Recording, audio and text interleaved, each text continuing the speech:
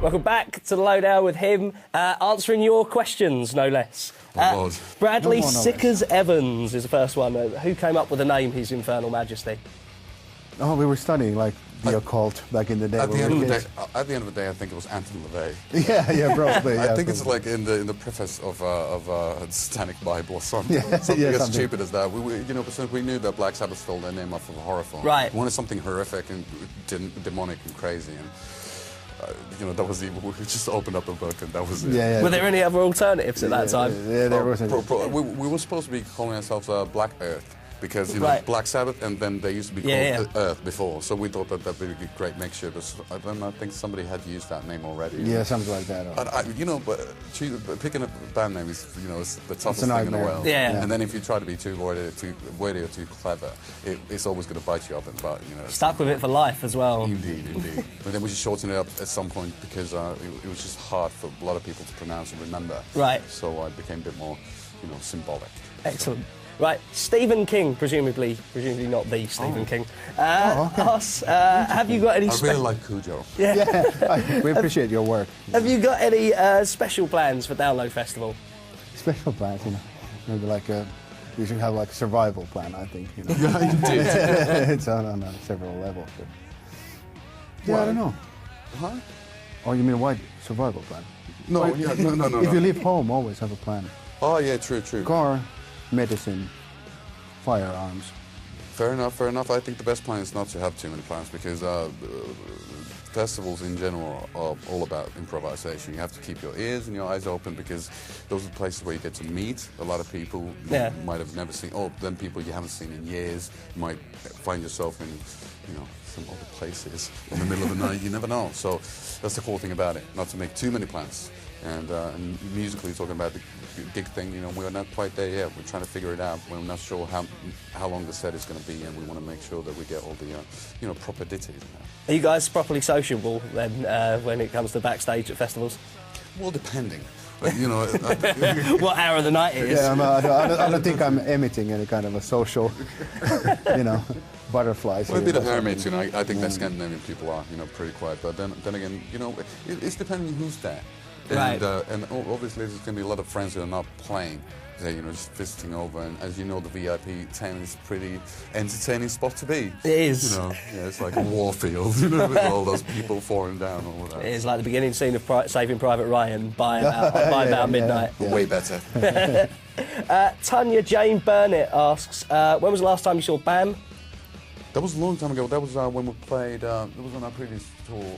We toured our previous album, Screamworks, and that was it in Las Vegas? I cannot remember. Because that's when he hopped into a bus with some chicks in LA, and then he came to Vegas with us, and I think that he's probably still in Vegas. So it's been a while. He's been busy with his own stuff, and then he hasn't traveled to Europe, and hasn't been skating. I think he's been, behaving, doing his rock and roll thing. He's got that band and everything, so they were just in Australia and all. And he's a really tough guy to get a hold on. Right. He is always losing his phones. He probably doesn't know how to use an email.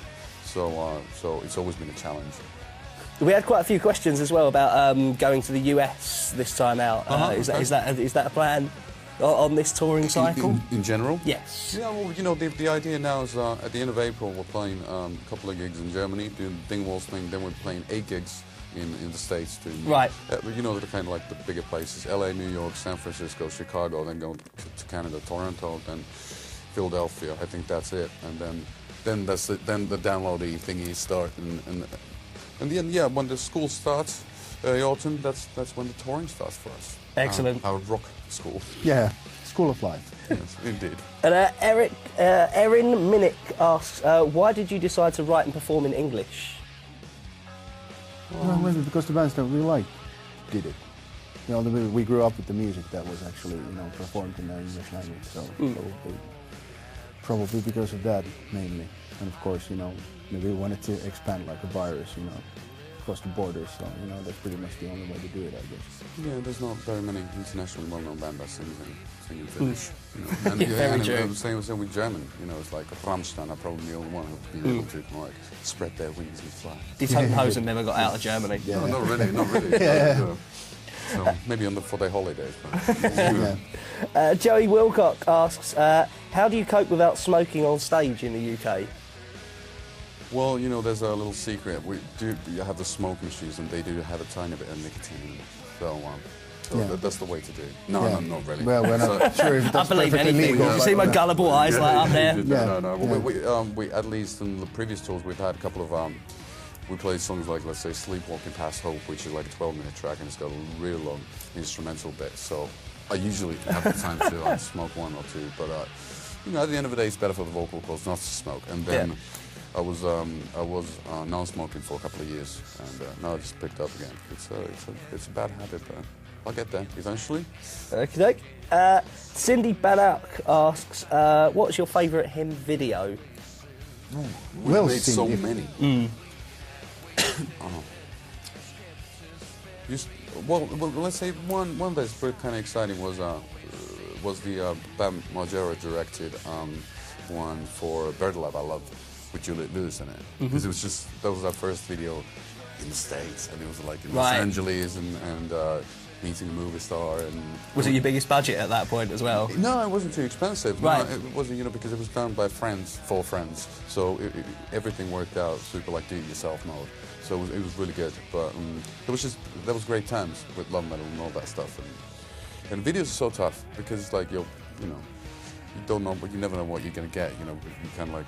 Somebody writes like, you know, the band's going to be in the dark forest, and then we're going to CGI like tons of bats flying all around, and then you're going to be underneath the ice and blah blah blah, and it'll only cost you $500,000. So let's go and do it. And then at the end of the day, what you get is like there's going to be like the band's playing cotton candy. So, you know, it's tough. It's always tough with videos. But now we're kind of happy now. Now we just shot a video for this Finnish guy called Stefan Lindfors, who did our video for Funeral of Hearts. He just directed Tears and Take Them Into the Night, new tracks, and I think that those are pretty nice, you know, for what we've done. And we look pretty decent, you know. Yeah, for you know. For our age. Marks out of 10?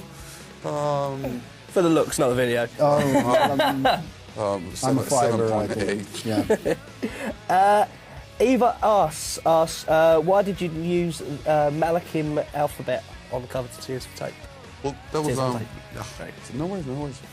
There was Dampy Carter, who is a friend of ours. I asked him to come up with something. I didn't know that he was studying art back in the day, and he had done some record covers in the past and all that stuff. And we started talking about art in general, and then he showed me a couple of bits and bobs of his paintings whilst we were mixing the album in London. And then I got really excited and asked him if he wants to participate in the cover artwork. And it took a couple of weeks, and he'd done several pieces that are all included in the actual booklet. So to answer the question it was his call to use the Malakim. And you know, I love that pseudo-occult. Yeah, no angels can read it too. Yeah, it's an old angelic language, so it was fun. And witches. True. Witch angels. And a final question. Raven Svart asked, could you suggest some good books to read? I just finished something that was really good. Twilight Man by Boyd Rice is really good. I'm just reading it. Then I finished The London's Lost Artist, Austin Osmus Spare by, I think, Phil Baker. That's a really good biography on the artist Spare, who's a very, very intriguing character, or was a very intriguing character. Those are the last two ones I've been reading, so, and yeah. Mige? Yeah, Papillon. Papillon. By a French prisoner guy.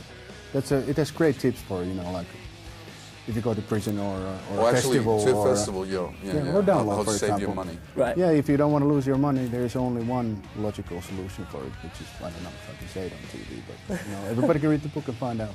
There you go. It's a great book. It really is a good book. You know, Building the suspense very as well. interesting. Yeah. Right, thanks for your time. Let's play Funerals of Hearts. Thanks again. Thank you.